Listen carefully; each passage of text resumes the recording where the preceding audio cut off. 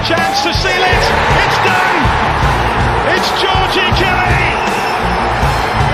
Rotherham United's pathway back to the Championship is opening up.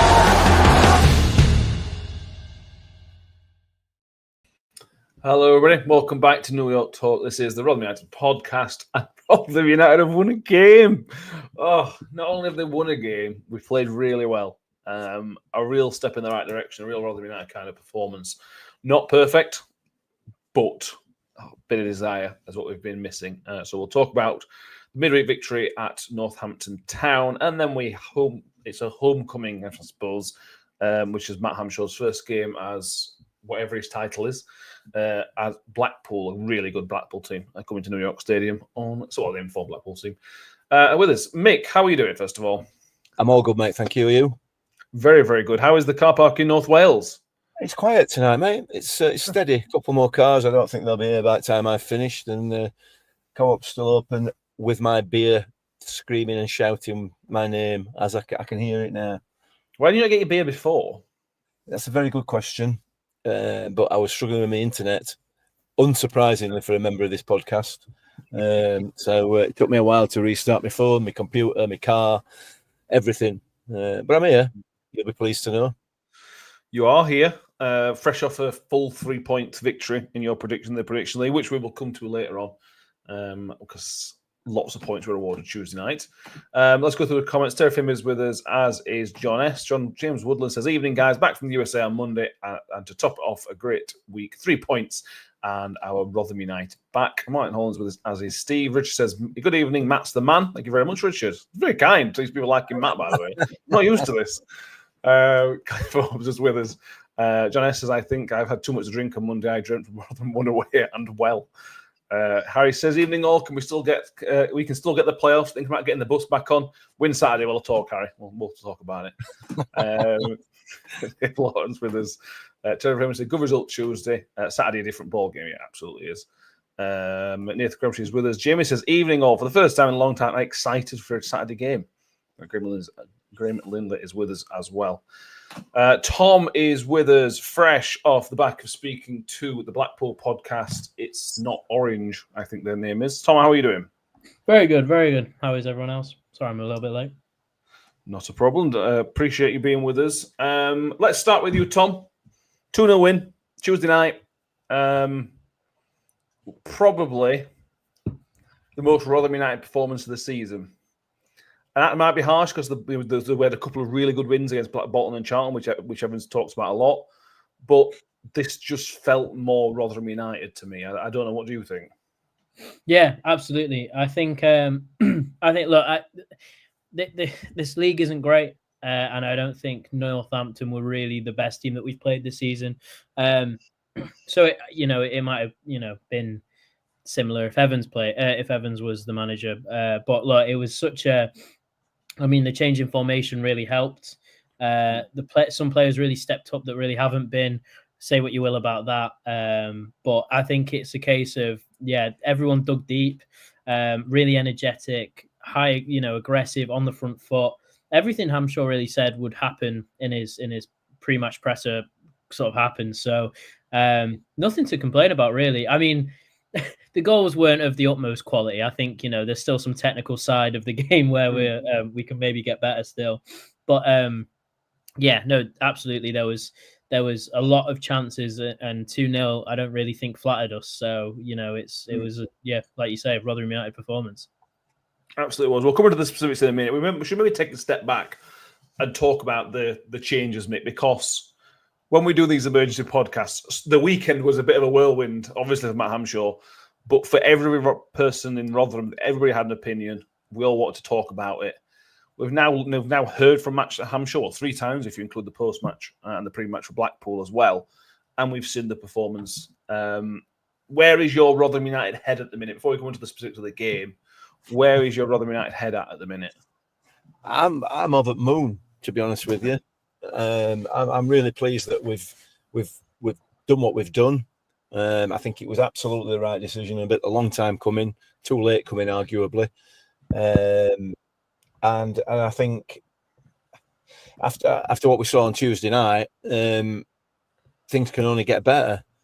things could only have ever got better anyway. You know, no matter who they put in charge. Like I've said before, they put Miller Bear in charge, would have done better, I'm sure.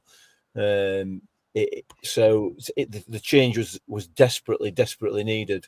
So I'm really pleased with it. And you know, you like you say, we've listened to Matt Amshore a few times, and he's saying all the right things. He's saying all the things that we want and expect from a Rotherham United team. And why shouldn't he? Why wouldn't he? You know, he's a Rotherham United supporter. He knows exactly what we want, the supporters, what we need, what this club is all about. So they're all positive things, you know. But let's obviously not get ahead of ourselves. You know, he's never been a manager before, and there's a massive learning curve for him. And it's all right saying all the right things, but it's putting it into practice and actually getting a result at the end of it, which is going to be important. So, but it's a really positive step as far as I'm concerned. Yeah, I completely agree, and I think Mick's right, Tommy. He's saying the right things. He's saying the right things without being cliche. And it may be the case that in 6 months' time we're kind of saying the same things about Evan, that he's just repeating himself and saying the same things again. And this may be just the freshness of a new manager. But I do prefer the Hampshire style of media so far, in that he seems pretty honest about everything that he's talking about. There's no blindingly obvious lies in there that I've found that we can see so far. Not the whole truth, and we don't expect that from a manager. But so far, for a guy who's stepping into his proper first role as manager, he seems pretty impressive and a guy that's easy to get behind as well. Yeah, absolutely. And the stuff with his dad was great. If anyone watched that, it was really fun. But yeah, I mean, he just gets it, doesn't he? He's sort of a manager who just sort of gets it and gets the culture, and he would do as a local lad. So yeah, it's really refreshing for someone to say stuff that we've been saying on here for months and been screaming on, you know, from the terraces for months. So it's really just refreshing. As Harry said there, it's really refreshing not having name drops consistently in every interview and talking about, you know, X, Y, and Z. It's you know, like you say, it's not complete honesty, but it's more honesty about what the sort of goal is. And I really like the sort of, you know, we may not win every game, but I'll guarantee that every game we will, you know, compete and put 110% effort in and all this. And you can already sort of see it happening already. Kelly and Powell's presses have both been of a similar ilk to what Hamshaw said. So it seems like everyone's in a similar mind. So it's really positive that the club seems, at least on the front of things, seems to be more united and more cohesive in what they really are trying to achieve. And yeah, as I said, Hampshire just sort of gets it. Yeah, much more behind the scenes footage as well from training for the first time. I think in the regular season, I think there was some pre-season stuff from. It's not really a surprise, is it? We haven't been training for the rest of the season. It's first training since August. Yeah. Smiles on the faces. Let's just take this off. A lot of people were not unhappy. I don't think unhappy is the word, but maybe upset that the smiles on the faces of the players made it seem like they didn't really. Some people suggested players don't really care about the club and everything else that comes along with not that kind of energy, I suppose. But I didn't see it that way at all. I know you didn't see it that way. You took it as a positive that people are happy doing the job, I suppose. Yeah, I mean, let's break this down just a little bit, shall we? You know, these are football players. They are employees of Rotherham United. They are not Rotherham United supporters. Okay, they are simply employees, and for the last 9 months, 12 months, the person that's been in charge of them, they've not got on with for whatever reason, and we all know what the reasons are, or we can all surmise what the reasons are. The way that they've been treated, it appears to be very poorly given, and we can evidence that by some of the press interviews from the manager. If he's saying what he said in public, then what is he saying in private? It's going to be a lot worse, you would argue. You could surmise, reasonably surmise. So the environment in which they've been working under in the last 12 months has not been conducive to giving anybody any sort of passion or desire to work for their employer, because their employer is represented by the manager. So yeah, he's gone, and they're going to be relieved, you know. And not only that, they're going to be relieved because they're out on the training pitch, where they've hardly ever been, it would appear. You don't really need to read between the lines of some of the information that we've been given, and obviously, as we've alluded to previously, we've been given that information ourselves. That training sessions were virtually non-existent, relatively speaking. They're back doing what they're supposed to be doing and what they're paid to do and what they enjoy doing. So of course they're going to be happy. But they've not had anything over the last 12 months, it would appear, to endear this football club and this employer to them. So why would they not be fed up? Why would they not be unwilling to go that extra mile? You know, it makes perfect sense in any other business, any other walk of life. That's what people do. That's what I'm sure we've all done that over the years. Certainly the people are obviously a little bit older than yourselves. You know, we've all been in environments where we don't want to work for the people that we're working for, and you end up ultimately doing the bare minimum. So that appears to be what's happened. So yeah, it's just. I don't subscribe to a lot of the comments that were made on social media. I think they're harsh. I think they're ill thought out, and probably a little bit knee jerk to the disappointment that we had this season. I wouldn't go as far as to say that it's understandable, but I suppose I could kind of see why some people might not be very happy, but I don't think those comments are thought through at all, in my view, anyway. Yeah, fair enough. James Willen said, what surprised me was the fact that the lads were smiling and joking on the pre-game, and after all in a huddle, they seem a lot more together and wanting to work for the manager. Paul Rhodes, we saw a team coach arrive. The players were all talking, smiling, laughing, like a cracked cloud had been lifted. Yeah, and we'll come on to the game a bit more than that, Tom. It was very clear that there'd been a change. Obviously, we'll talk about the formation change in a minute. He only had 1 day's training, so let's not pretend that that was what had changed it. But something was visible from almost the kickoff, almost instantly, that this team had a new air about them, a new energy about them. And again, we'll not go into it. It wasn't perfect, but there was an air and an energy about them that we hadn't seen for some time. Are we saying Matt Hamshaw deserves a massive amount of credit for doing a wonderful job, or are we saying it's just a change and the test of Hamshaw is still to come?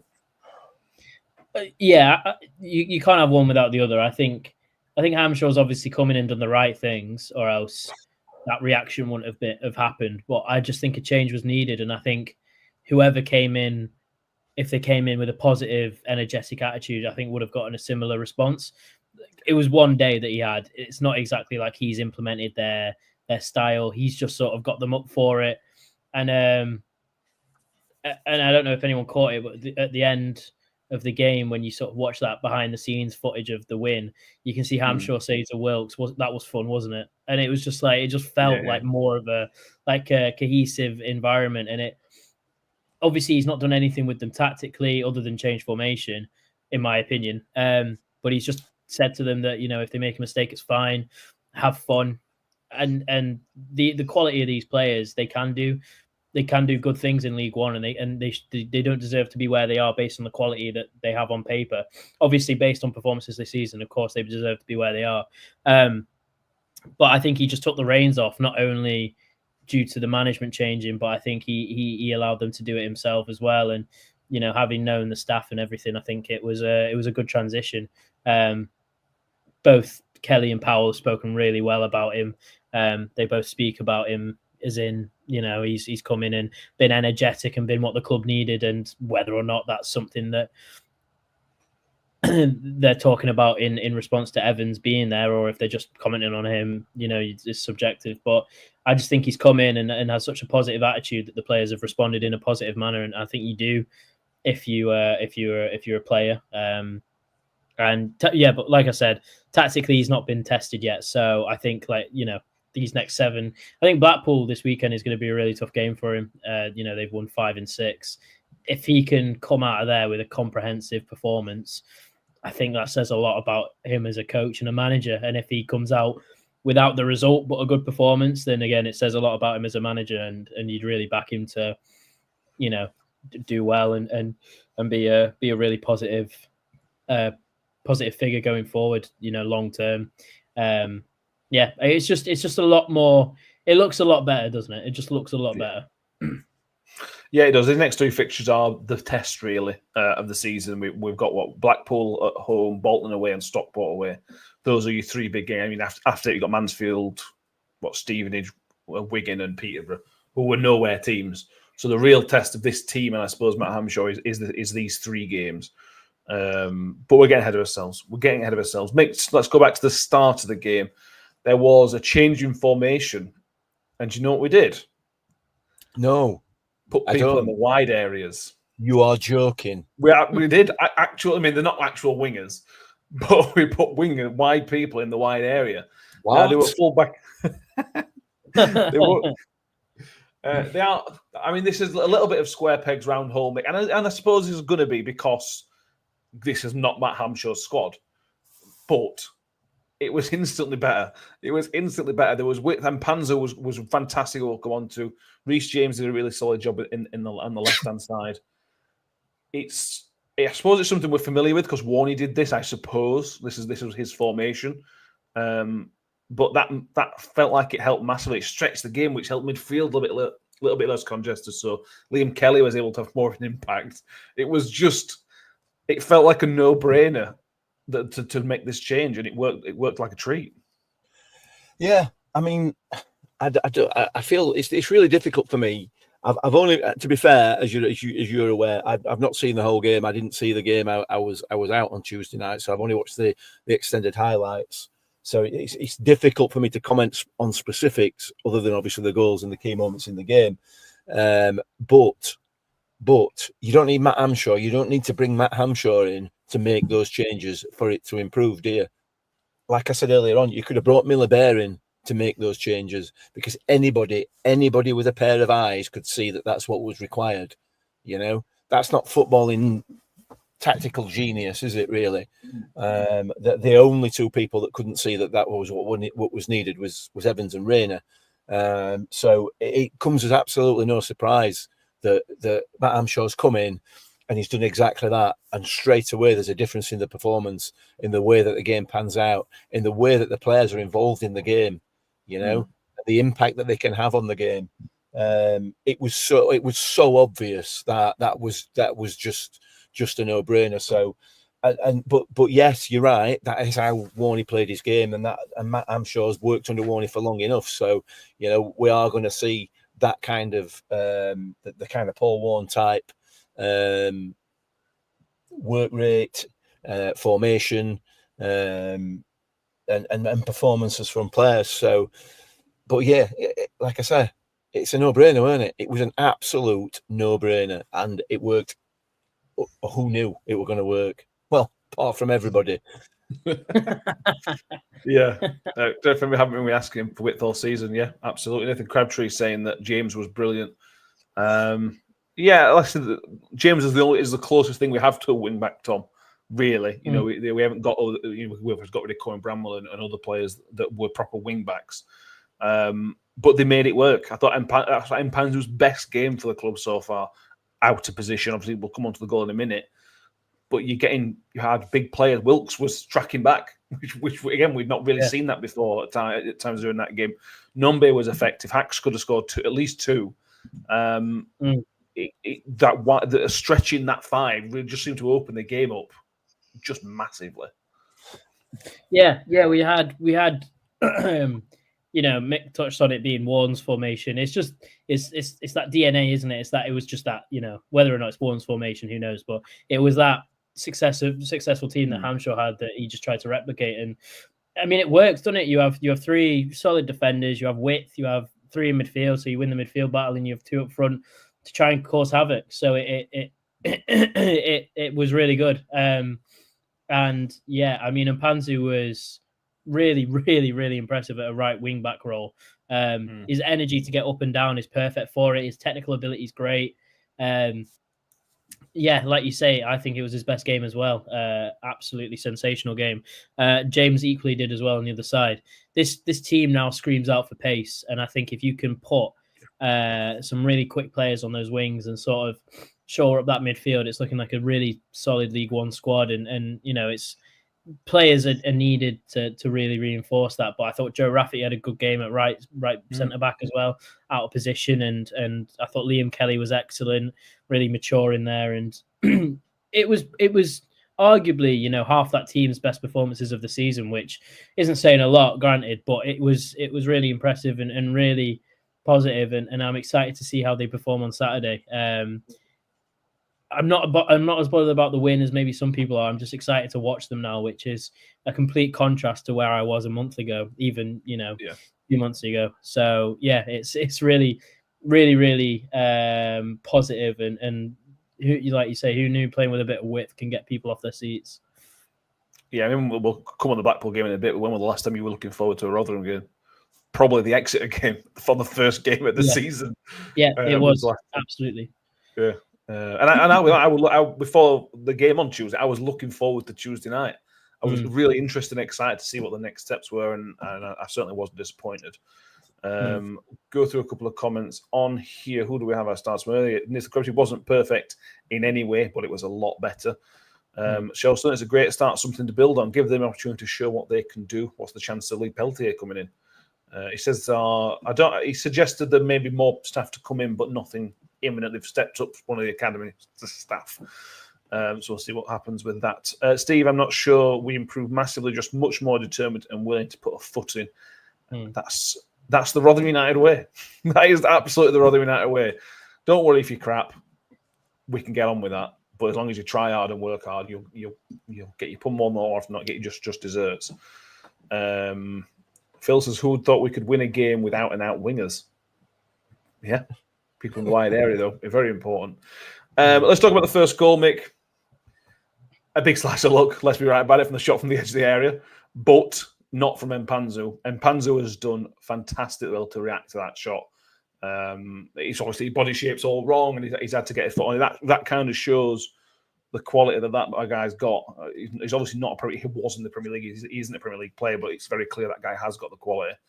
And the goal was deserved based on his performance that kind of came after the goal. But it was a fantastic finish from Mpanzu.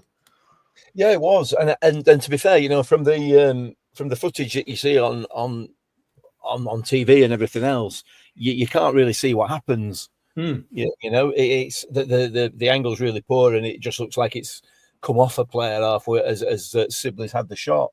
I watched the vlog. I think it's Rotherham United Footy on YouTube.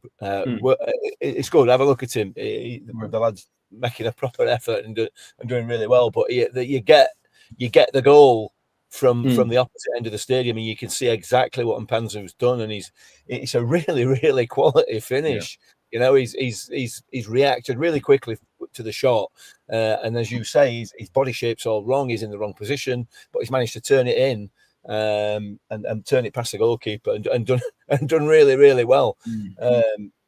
Look, we know Pele Mpanzu's a quality footballer, absolute quality. And we're lucky to have him at our football club at the moment. I don't think he'll stay. I'll be amazed if he does. If he does, that'd be absolutely fantastic. But yeah, again, it's a player who's had the reins taken off him. Well, we're 11 players had the reins taken off him, weren't it? So let's not go on about that. But yeah, it's in the right place, and he's finished it really well. Yeah, you never know, match day. If he fancies it under Amshaw and has a good time, he's got to assume he's not one to buy Luton.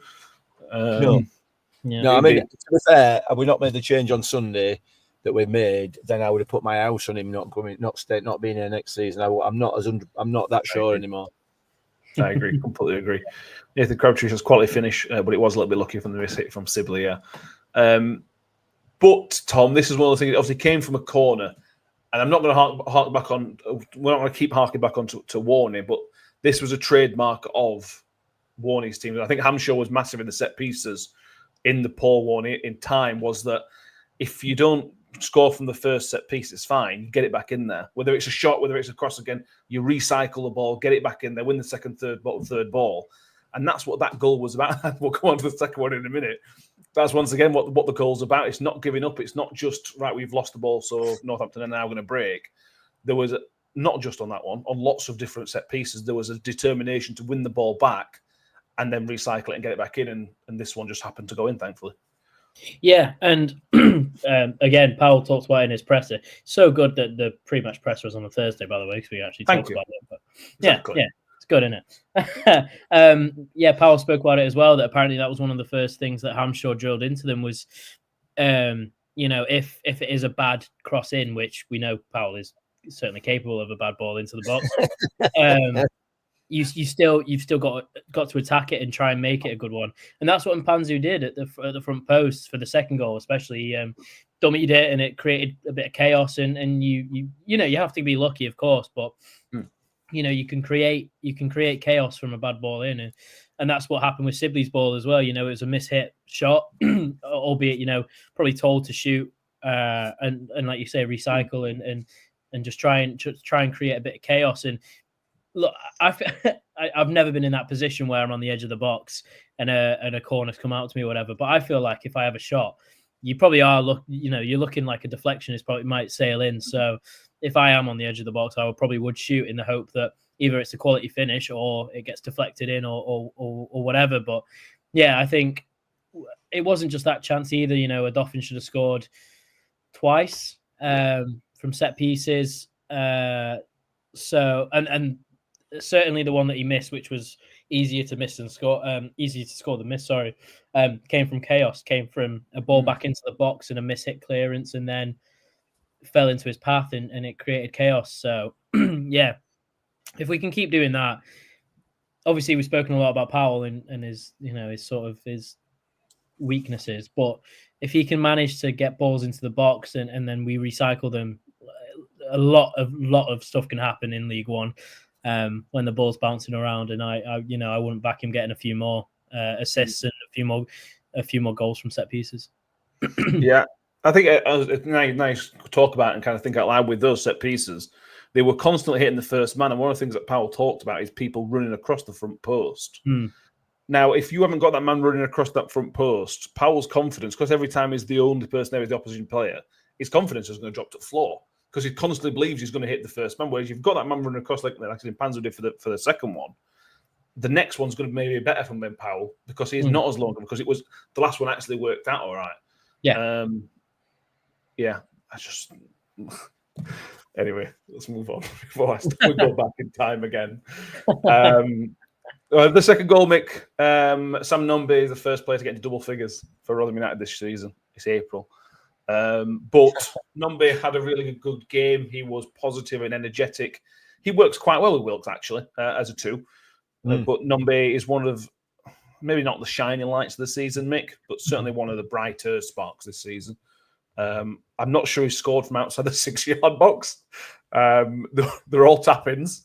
But you've got to be there, and we do need somebody to hit to get those goals inside the 6-yard box. And again, it's recycled again. It's an okay ball into the box. It's recycled and determination to try and win the ball, and it falls to Nombe, and obviously can't miss from a yard out. Well, you say that, but yeah, no, yeah. I mean, it comes in for some stick, does Sam Nombe, because he has done this season, because he's not impacted games the way his work rate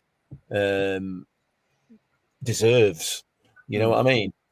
Because he puts a shift in game after game. He absolutely puts a shift in. But unfortunately, he's been running down blind alleys for the most of the season.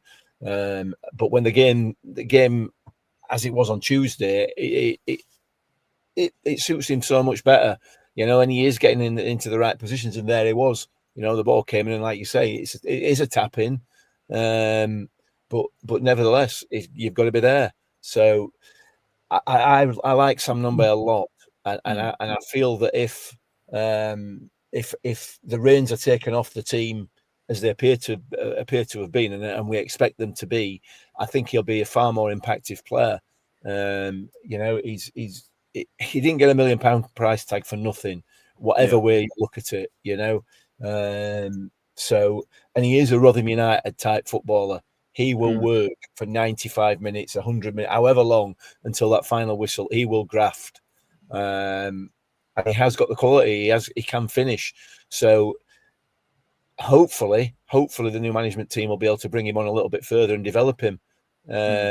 So we'll see. But yeah, you've pinned it right for both goals. You know, it's all that took was a little bit of effort on the training ground and a little bit of discussion as to how we're going to deal with it. And again, it suggests that we've not been doing that previously. So yeah, very positive.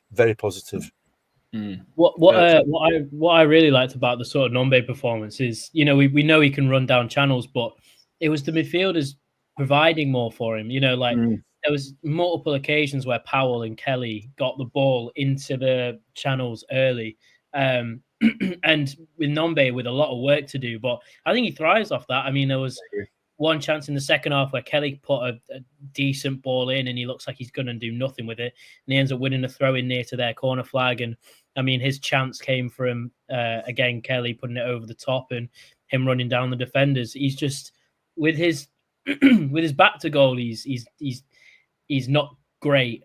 But if he's running you down as a defender, you'll be terrified because he's stronger than most League One centre backs, a lot quicker. If his finishing improves, and I'm sure it will with confidence, he is, full package of a player that is really, really dangerous. And I don't know if anyone else does, but he reminds me of a similar player as Ogbeni, sort of not very technical, but pace, power. If you stuck him out on the wing, I'd be interested to see what he does on the right wing, especially. Bags of energy, maybe not quite got that final third product, but it can be coached into him. I just see a lot of similarities in style of play. Yeah, very direct, bit of pace, not quite as quick, but certainly got the technical abilities similar. Gio played up front a lot, didn't he? He did a good job up there.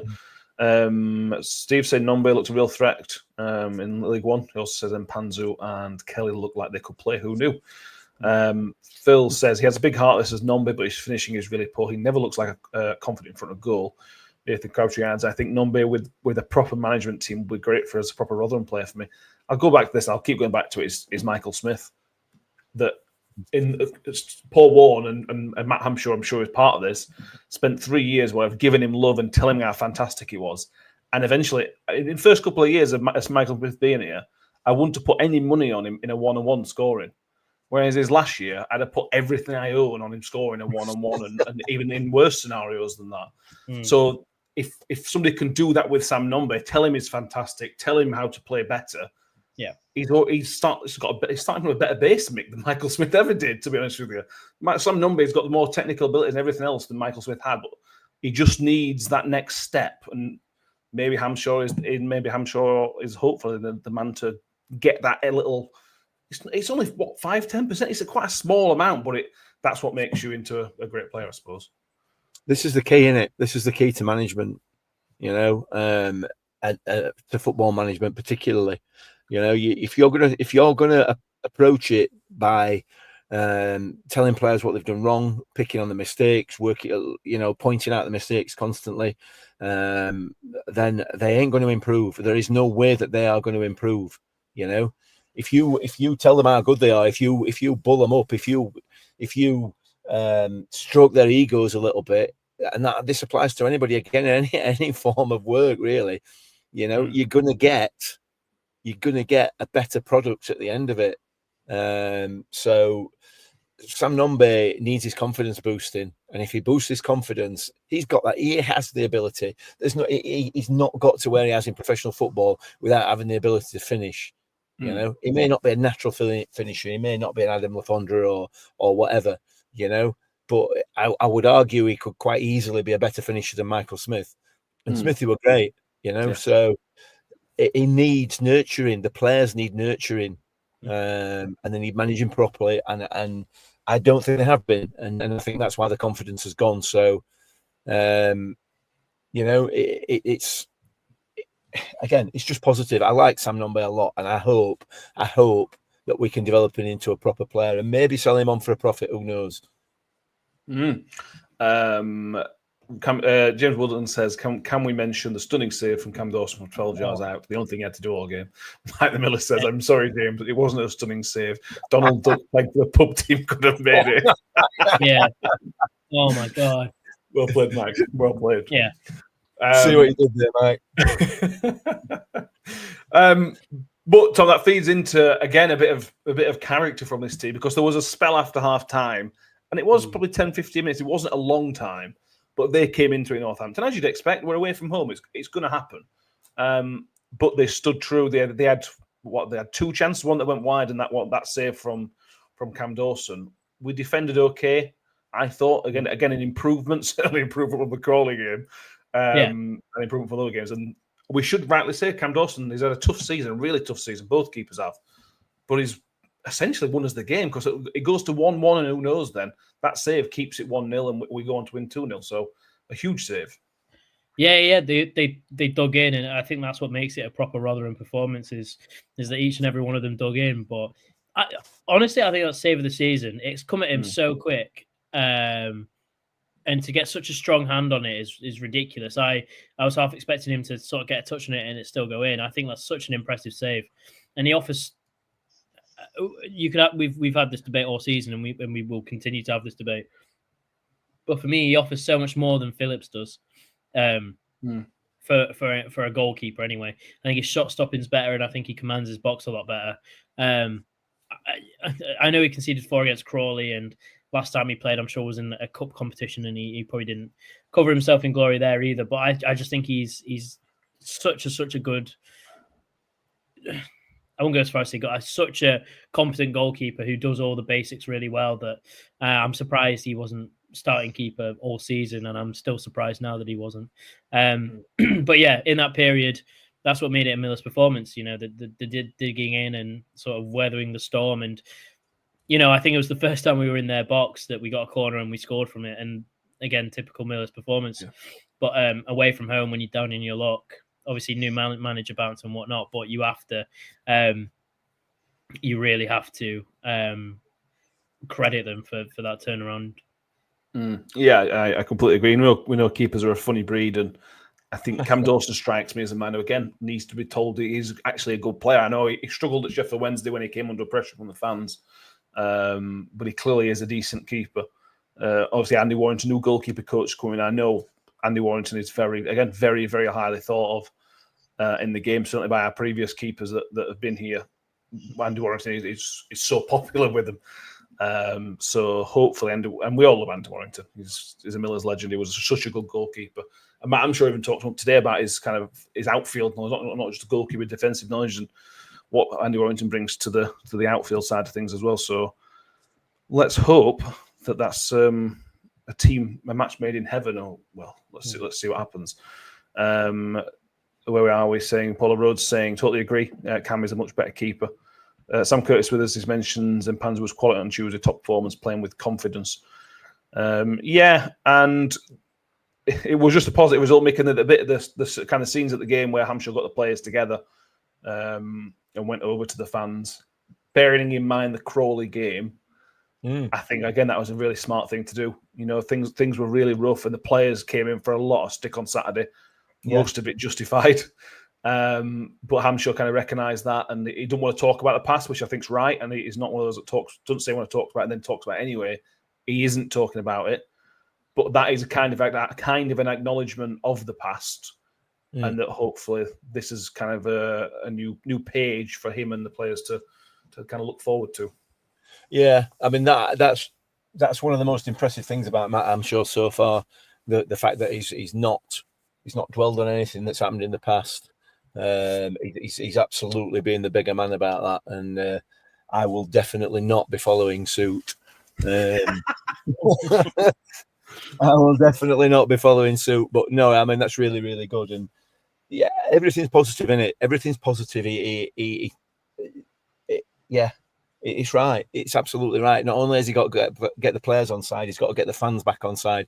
Just as importantly, really.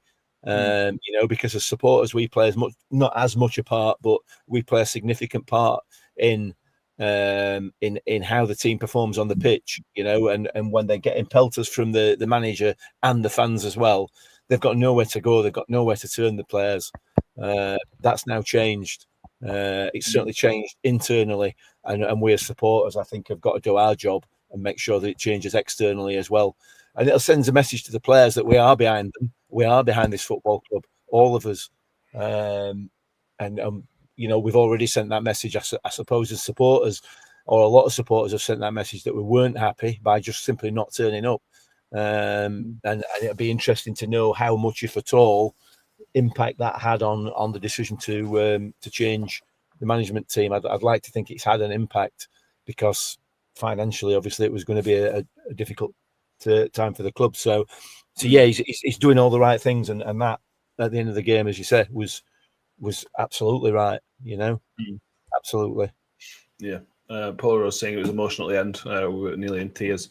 A decent away support as well for a Tuesday night in a season that means nothing. There was a good number there. I know some would have just decided on the day, so I'm sure it significantly increased, bearing in mind the change that had happened. Back to the game a little bit though, Tom. That midfield, that was Liam Kelly. I think he's the best game of the season, Liam Kelly. I've been really critical of some of his performances this season because I just think they've been rubbish. But for me, that was the first time I kind of understood what Kelly's going to give us. He keeps the ball moving. He's a battler. He's not one of those. I think Cam Humphries is a little bit lightweight, whereas Dawson was happy to win the header when he shouldn't really win it. He didn't have the right to do it. So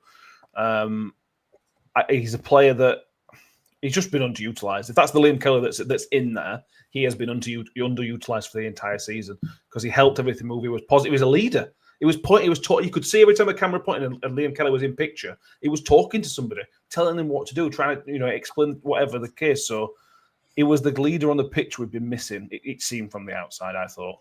Yeah, and whether he's been restricted, who knows? But yeah, you're completely right. I mean, his actual on ball ability is just sort of keep it moving, keep it ticking, always sort of doing the right things and keeping the ball and like you say, his defensive work is what's most impressive. He's not the quickest, fine, but his reading of the game's excellent.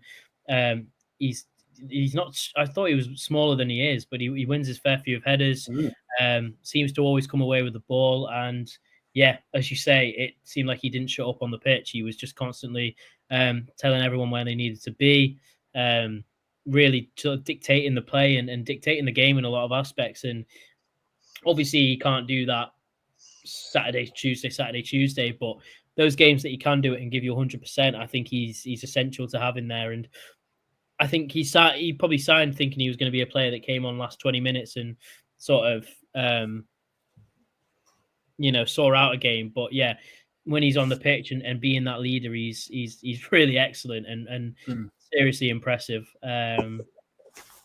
Let's hope it continues. Let's hope Hampshire can still get the best out of him and sort of allow him to be that leader on the pitch.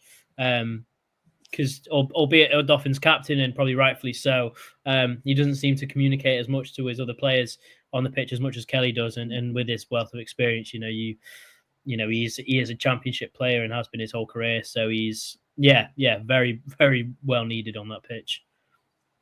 Yeah, definitely. Also, Tom, James Williams has got to give some credit to Hugo to say he hasn't played in a while. He looked really sharp when he came on compared to usual. Yeah, I think he's probably the one that suffered the most under Evans, Hugo. But I thought when he came on, he's still got no pace, bless him. But there was that work ethic. He found himself in the right position in the box. If a pass had been a little bit once or twice, he was through and might have even scored. He is a player who got the potential to be really useful for us, and he looks more useful than Joseph Clark-Harris based on Joseph Clark-Harris's brief cameo. Yeah, let's not talk about that touch, shall we? That was dreadful, basically. Yeah, he is Hugo's a really good utility player. He keeps the ball well, flick-ons or knockdowns or whatever they may be.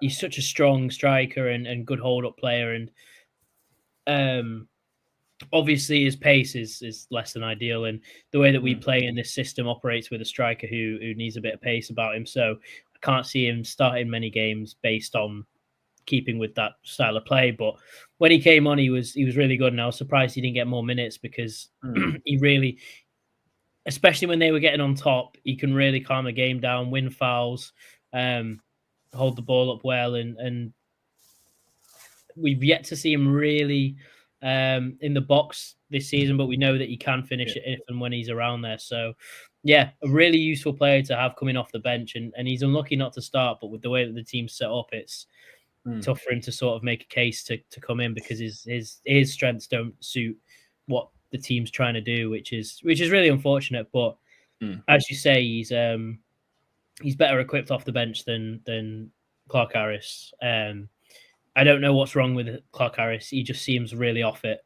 whether he's injured or what. But that, I mean, he ran, and that's all you can really say about that brief cameo. He had a couple times to sort of do something with the ball, and better left unsaid, I think, what happened. You just sort of watched the ball go out of play. It was pretty poor. But we're not here to hate watch. So, no, I agree. I think, again, not going back too much to Paul Warnstein, but we remember when Jonson Clarke-Harris ended his career at Rotherham United with what was rumoured to be a bust up in the dressing room at half-time at Blackpool. Matt Hampshire was part of the management team as far as I'm aware at the time. So Matt Hampshire, I'm sure, will have an opinion on Jonson Clarke-Harris, personality-wise. And I'm sure he's got an opinion of his footballing-wise as well, sadly. But let's move. Go on. With Jordan Hugill, he's another one of these players that needs he needs an arm around his shoulder. I think he's not going to be. I don't think he's going to be the type to respond to being screamed at. And I think he is going to be a useful player. He's a goal scorer. He's an absolute goal scorer. He has been in his time, and he can certainly do it at this level. So let's see what this management team can get out of him. Who knows? Yeah, I think he'll get more time. You got to bear. We'll come to Blackpool game in a minute, but you got to bear in mind Hampshire's had a day to train him. So and it'd be stupid to make as many changes as possibly could. I think he's made tweaks in terms of personnel and just changed the tactics a little bit, which I think turned out to be absolutely the right thing to do. Matt Miller says, Matt said that he told the players how good they are, a million miles from the messaging from Evans, pointing out to people their worth was a message of fresh air, replacing an obnoxious stench. He's on one tonight, Mike, isn't he? Love it. Paul Rhodes saying Hugill got a brilliant reception when he got off the coach. He was beaming. Yeah, I'm excited to see what Hugill's got for us, because Hugill is a fantastic player when he wants it. And probably because of circumstances, to be honest with you, to defend him, I think it's because of circumstances not been performing. Now is his chance. Maybe his Rotherham United career can restart now, maybe going forward, and we can maybe see better from him. I'm sure I'll get more minutes on Saturday. Before we go into Blackpool game, we talked about Evans leaving and the kind of the next and all that kind of thing, Mick. Let's look forward a little bit. Matt Hampshire's been in for one game, so let's not get too excited or otherwise. And if we lose Saturday, let's not get too down about it. Are the club doing the right thing by appointing a temporary interim manager and leaving everything for the summer, or would you want to be seeing something more permanent more quickly? I'm very happy with where we are at the moment. Very happy. I think it's important that whatever happens for the next appointment, it's that they take the time, because they can. This time, we're not halfway through a season on an international break and leaving it 4 weeks arguing in boardroom as to who it's going to be. We've got a close season coming up. We're almost in the close season as far as Rotherham United are concerned, quite frankly. So he's got a bit of a free hit in terms of looking at Matt Hampshire and Andy Warrington and seeing how they perform. There may be other things going off in the background none of us actually know. The key to this for me is what I've been saying what we've all been saying for some time now. The most important part of this is to create the right culture within this football club for the employees, for the players, and other employees as well, to get the identity of Rotherham United back. It's been lost. It was lost under Matt Taylor to a degree. Liam Richardson didn't even get a chance to create anything. And then it's been found again by Steve Evans, put in a plastic bag, with a couple of bricks and throwing it River Don. So, you know, we now need to get it back. And somebody like Matt Hamshaw or a manager of his ilk will do that. It's hugely important, hugely important, as far from in my view, anyway. And I think it's right. I think we're in a good position as it stands. So I don't know what the board are planning. You know, we don't know what's going off behind the scenes, if anything. So we just got to have to wait, sit tight and wait. You know, come end of May, beginning of June, then that's the time that we need to have something definite in place, whatever that definite thing will be. Potentially earlier than that, you've got to think about transfer business. Yeah. That's we're not the only club looking for managers in this league. Barnsley are in the same situation. Huddersfield are in a similar situation, but there's whispers that they're accelerating that because they have something to play for, which Sacking Michael was stupid in the first place when you're in the playoff fight anyway. But Tom, this is, it feels an unusual situation for a number of clubs who are all going to be aiming for the same thing next year. Us, Barnsley and Huddersfield are all going to be aiming for the playoffs next year. It's unusual, and I wonder how much that's going to make easier or difficult the manager search. Or do you think the club are looking completely internally, and Matt Hamshaw is ideally the man, depending on the circumstance? I think it'd be silly to think that he's probably at least top 2, top 3. I'm sure without even these run of games. I think it was always a case of the board sort of knew that a culture shift was needed, and to bring back someone who did so well in the coaching staff the first time round is obviously probably ideal. But it would also be silly not to look elsewhere, and you know, the likes of Duff and potentially Luke Williams and Rob Edwards and the like, or even looking abroad. You know, a lot of teams are starting to do that. You know, we could just pick up some random German kid who plays Football Manager constantly and see what he's about. But they all seem to be amazing managers. No, yeah, I think the board probably knows that a culture shift back to what we had is the best case. And why not bring back, if you can't bring back one, why not bring back the man who oversaw a lot of it as well? Yeah, it'll be interesting. It'll be really interesting to see who comes in, because I agree with you. Whoever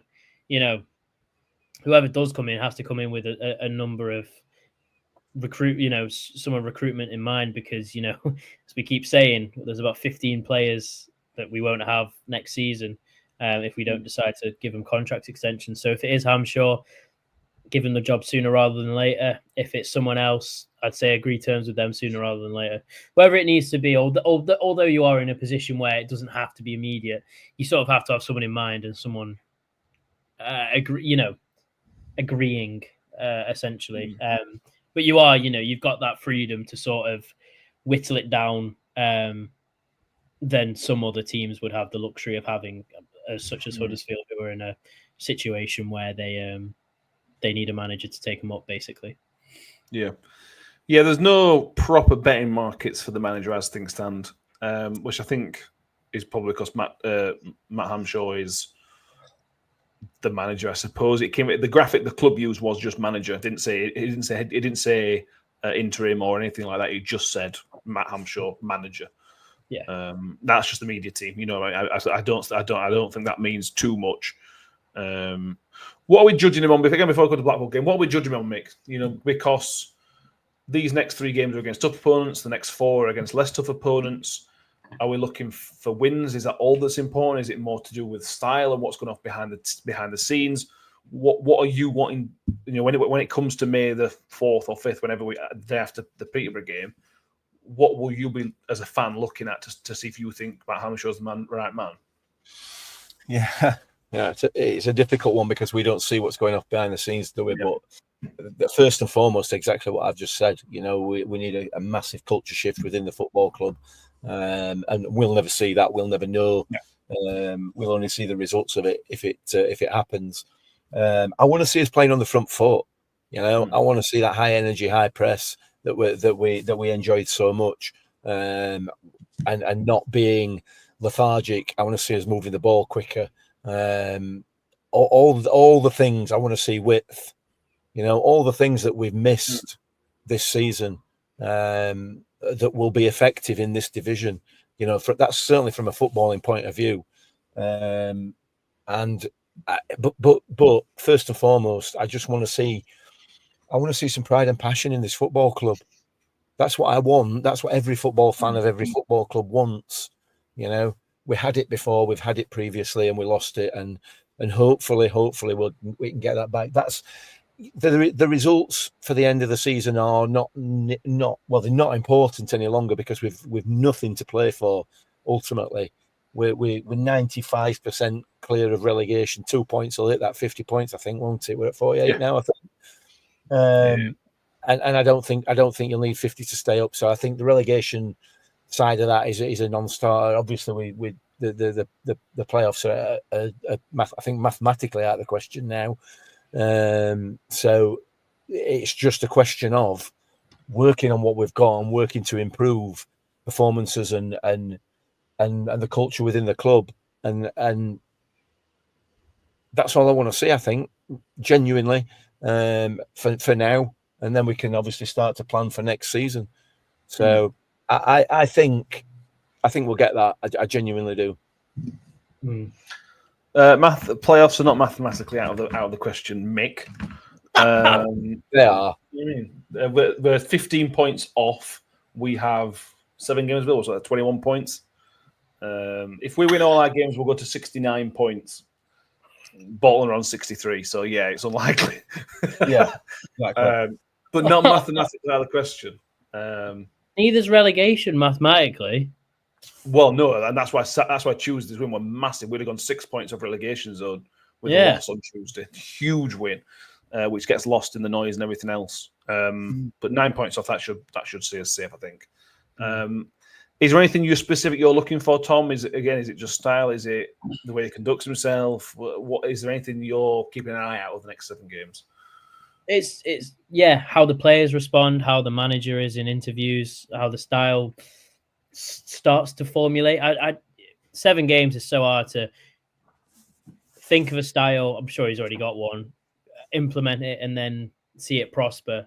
Because there's so many variables, players and time and all that. It's really tough.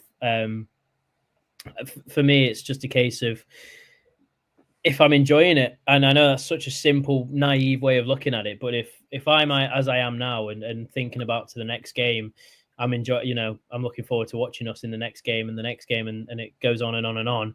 I'd give him a transfer window, and maybe it's a sort of easy option or lazy option because he's already here, and he's a Rotherham lad, and it'd be his first stint of management. It is a gamble. But I think we need a gamble. I really do. I think we need a sort of someone who's going to come in and freshen things up. And although the style and him himself isn't like a new thing, it still is. He is. We talk a lot about Paul Warren when you mentioned Matt Hamshaw. If we stop doing that, I think he can create his own culture, create his own philosophy. Sure, you can spread Warren's philosophy in there because inevitably it's going to have rubbed off on him, but let's for now. Paul Warren isn't the manager, Matt Hamshaw is. So let's start getting behind Matt Hamshaw, and if he becomes manager, let's see what he's got about him. And I honestly wouldn't be against it. I think he can bring in. I think he can work well with Rob Scott and bring in good recruitment and good players. And he, if what seems to be the case is the case, and that the players have really taken to him in a day, then I'm sure he can sway and woo a lot of players to come and play under him for next season. And obviously he's got that experience of bringing up youth players, and I just to me his appointment, even as it stands right now, isn't the worst thing. I think it'd be quite good, in all honesty, but and quite refreshing. But having said that, we'll see how the next 7 games go, because he's going to have to prove himself. But 1 game down, 7 to go. His odds are looking higher and higher. Can I just add to that? One of the things that Tom said there, and absolutely key to the future is the youth players. You know, I think we had 2 or 3 youth players on the bench on Tuesday night. Is it Kane Richardson? I think he's one of them. Duncan was there. We've seen nothing of him at all this season, you know, and all of a sudden he's straight in and onto the bench. That's key, and Matt Amshaw has that experience, and he is a type of manager to start looking towards youth, possibly more so than Warney as well. So the other thing I would say about Amshaw, and in comparison to Paul Warne, I don't think he's the type of man who would suffer stress the way that Warney did. I think Warney was a bit of a stress head, for want of a better term. You know, it meant so much to him, and that's not to say that it doesn't mean anything to Matt Amshaw, because it quite clearly does. But you know, the circumstances are different, and he's got a lot more experience coming into this role now than Warney had when he came into it. But youth key is absolutely key to this football club. And this is a man who likes it. He wants to bring on young players. So another positive there. Yeah. Your memories, well, you're not your memory, Nick, but you've been watching Rotherham United longer than us. Would he be the first manager for Rotherham United to be from Rotherham? Phil Ensign. Oh, sorry. Phil Ensign's from Rotherham, I think. I know he still lives here. Well, I'm sure somebody will tell in the comments, but off the top of my head, I can't think of anybody else in my memory. I'm sure there will be, though. Brecken obviously was caretaker, but never full-time manager. So obviously he's not yet the only. Let us know in the comments if you know anybody. Danny Williams. Danny Williams, of course. Yeah. There you go. So not the first, but one of few. Right, on to the Blackpool game, Tom. You've just come from speaking to It's Not Orange podcast. They are in a very healthy run of form with a very, very experienced manager. You know, you've got Steve Bruce, 1,000+ games, Matt Amshaw in his second. Again, what you're looking for, because this is the test. You know, Northampton are a poor team. They're fighting relegation. Is this the test until Stockport next week? I said it on on that podcast that looking at the games coming up, I think is probably one of the harder tests he's going to get. You know, I mean they've won 5 of their last 6, and their 2 strikers are bagging for fun. And you never thought you'd say that about Ashley Fletcher, but you know, they look dangerous on the break, solid in midfield, solid at the back. You know, it's going to be. I think they play similar to how we do. So if you can outplay a team at their own game, I think that's quintessentially, you know, it's a sign of a good manager. And if he can do it against Steve Bruce, is, you know, isn't a great manager, you know, or else he would be still in the Premier League. Then, but someone who's been around the block a while and knows from the back of his hand, you know, if a certain team plays like this is what we do. If you can outsmart him and out-tactic him and outplay him, you know, especially if it's a team in form, you're doing yourself a lot of favors, and maybe it won't be the hardest test for us. But in my opinion, I think it's, I think it will be. I think it truly will be, and I'm expecting a really cagey game, to be honest. And if we come out on top, it proves a lot. I think it proves a lot. Yeah, absolutely does. And the problem we've got, Mick, is this squad depth is just a joke at the minute. There's no players back for the weekend, so we are stuck with the same players. The players that did a really, really good job on Tuesday. It lacks changes. There's no real changes you can make. You could bring Hugo or Clark Harrison on, maybe even Jack Holmes. Could you see maybe Holmes coming in? You know, you could put Holmes at wing back to change. You know, if you maybe put in Panzu more centrally, you could maybe bring Hugo in. Or do you think he'll just go with what has worked? Difficult to tell, isn't it? You know, we don't know. We really don't know on this occasion what his plans are going to be. He's now going to have 3 or 4 days working with the players, prior to this game. So I'm sure he'll change it again, even if it's only one or two personnel. But his options are limited, like you say, because of injuries and lack of actual physical bodies. Never mind whether they're injured or otherwise. So his hands are tied a little bit in that respect. But I don't think wholesale changes are necessary anyway. No. In terms of personnel, the wholesale changes are necessary in relation to tactics and a style of play, which is already after just one game becoming apparent that's being worked upon. So I think I don't know what the changes will be. I can't see there being very many of them simply because he can't make them. But if we look back at the reverse fixture and what a dog awful game that was, awful game. Every time we go to Blackpool, it's an absolutely awful game. But if memory serves, the reverse fixtures at New York or at our place tend to be pretty decent. So I'm expecting a decent game, but what I am expecting is for us to be on the front foot. And if we are able to press and we are able to put them under pressure, I don't see a reason why we can't take the spoils from this game. I really don't. So it's going to be really interesting, really interesting. And like you've all said, and people have said in the comments, for the first time in 2-3 years, I'm actually looking forward to going to a game of football at New York Stadium. I genuinely am looking forward to seeing what they're able to serve up for us this time. I love footballing symmetry, so I'm going to try this on you. The last time Matt Hamshaw was in the dugout at New York Stadium was a 3-0 victory at home to Blackpool. He's now managing us against Blackpool. Because he wasn't manager, does it not count, or can we still have that as a decent footballing symmetry? Oh, yeah, it's there, isn't it? And Kev's got his 3-0 prediction in already, I would imagine. So that's 2 points for Kev. We're having that. We're having it. Mike Mills, same thing. Phil Ensign from Manchester. Yeah. Danny Williams from Freiburg, so told by my dad. So yeah, but Danny Williams and potentially Matt Hamshaw would be the second, unless somebody can tell us otherwise. Then we'll take it. Hopefully a good atmosphere Saturday. I assume Blackpool will bring some because they're a reasonably well followed club. Hopefully some season ticket holders will return. I'm sure there'll be some match day sales as well. People back through the gate. It's not going to be perfect. We're coming against a good team. It's going to be tough.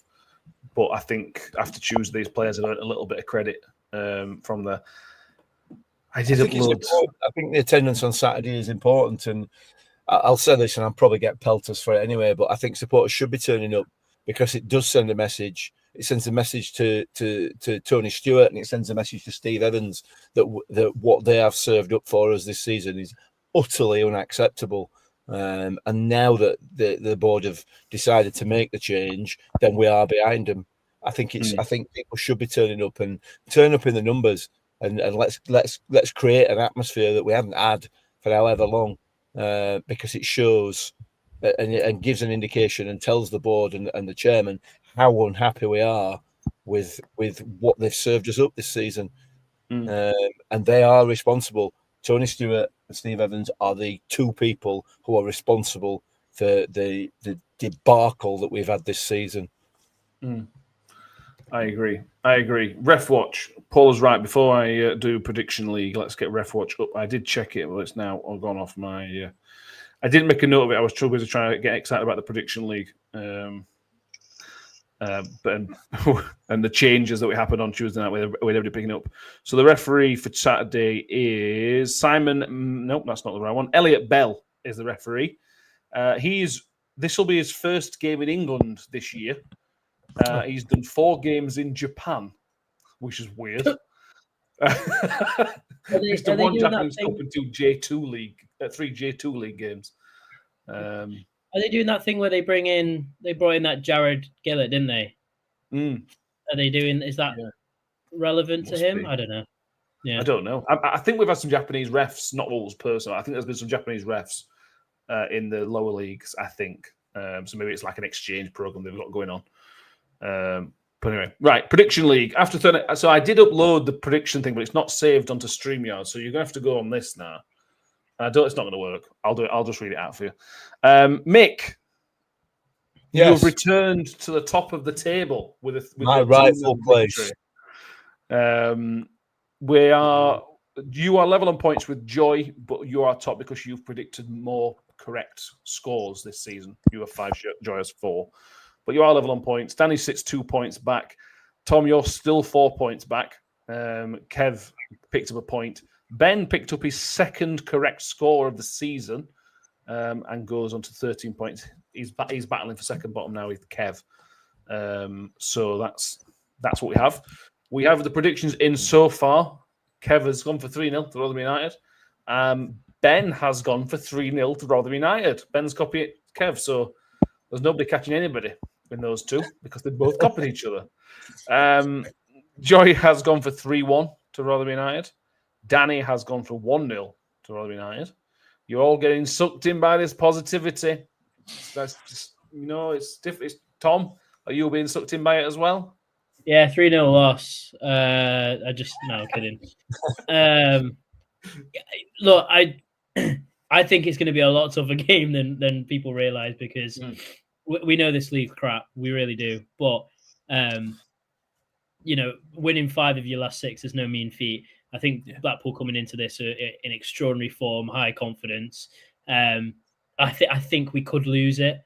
But I'm going to stick on the positive Matt Hamshaw, Red and White Army, and say a 2-1 win, similar to what I said on Tuesday. But this time I think they've got a bit more firepower, and I think they'll get one. But I think we'll somehow overcome it. I think it will be a welcome home for Hamshaw. You're not taking this tactically, are you? Because everybody else goes for wins and you go for a defeat. You might pick up make up a point. Oh, stop! but then if we do, oh no, you're behind anyway, aren't you? Do I just go for? Oh, I'll let you have a think. You can have a think on it. Come back to me after Mick. Mick, you are top of the league, so you have the ability to play defensively because you are top. Are you going to play defensively and go positive? Are you going to where's Mick going? I like everything that Tom just said there, and I agree with him completely. I think it's going to be a much closer game. I think it's going to be tough, and I don't think we'll keep a clean sheet. I'd like to think I'd like us to, but I don't think we will. But I do think we'll win. I think we'll have enough, given the bounce that we're on. So I'm going to go 2-1. That's what I'm going. That's what I was going to go from the start. So I'm going 2-1 Rotherham. That's helped me nothing. It's not my job, Tom.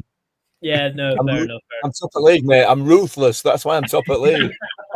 You know what? Screw it. If we lose, we lose. But I'm not going to be pessimistic, even if it's to play tactically. I'm going for a 2-1 win. Okay. That's what you see. You're crap. You're rubbish. You're rubbish, Tom. You're absolutely rubbish. I just cracked under the pressure. Little to no pressure, and I cracked. Like it. Right. Just turn it to my management technique. Yeah. Devin says 2-0. Steve says 2-0. Martin Holland says 1-1. Mike says a 2-1 win as well, as does Jason Wick. Harry says 2-2. Paula Rose says a cheeky 1-0 to Matt Millers. Poundwed's 2-0, as is Sean Malloy. Nathan Crabtree 3-1. He says Powell, Nombe, and Hugo with the goals. Nick Hammock hoping for a 1-0 win, and Richard saying for a 2-2. There we are. Anything else we need to mention? Oh, yes. We're not here on Sunday. It's the Richard Wood testimonial dinner thing. I don't know. I can't remember the name of it. Super Sunday, whatever that Kev's put on at Magna for Woody's testimonial. So we shall not be here on Sunday evening. It'll be a Monday show. I made a mess of that, actually. I'll need to rearrange some things. But Monday evening, we will be back live, maybe slightly earlier than normal because of something else already arranged with another podcast. But we'll let you know. Keep an eye on the socials, and we'll be back on Monday evening to review the game at Blackpool and obviously preview the game. We've got another game. We're at Bolton on Tuesday. Anything else we need to mention, fellas, other than a messing up of schedules? No. Feel free to come and say hi to us on Sunday if you see us. Absolutely. We will be there. We may even take some microphones and see if we can speak to some former players.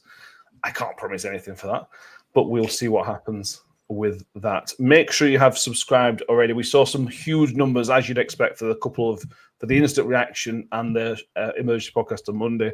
So thank you everybody who joined us for those episodes. Make sure you've subscribed because the numbers keep shooting up in terms of subscribers, and make sure you give this show a thumbs up. We'll get as many likes as we possibly can. We would very much appreciate that. If you are an audio listener on iTunes, Spotify, or wherever else you may get your podcast, give us a 5-star rating, leave a comment, and make sure to follow or subscribe wherever it allows you to do so. Paul Rhodes says she'll be there on Sunday just for Victor. Victor's going to be quite popular on Sunday, I think. Thank you all for being with us. Jason Wick's right well into this. Thanks, guys. Nice to have some positivity. How much nicer has this episode been than any episode for most of this season? I think when I get back, my wife's going to be actually talking to me. Well, I'm not sure about that. Not that far. Yeah, it's not a miracle worker. She's so happy. She's so happy. I can't tell you that she's happier than anybody else that Stevens has lost his job at Rotherham United. Sorry, yeah, there you go. That's football for you. Like I said, thank you all for being with us. We've really appreciated it, and we've enjoyed being happy and positive tonight. Hopefully that will continue on Sunday. We will see everybody next time, and as always, up the Millers. Up the Millers. Ravel, vicious, but brilliant! Mule with it, Wood's got round the back, and Richie Wood has done it again! The magic man has come up with another trick! Well, here's a chance to seal it, it's done! It's Georgie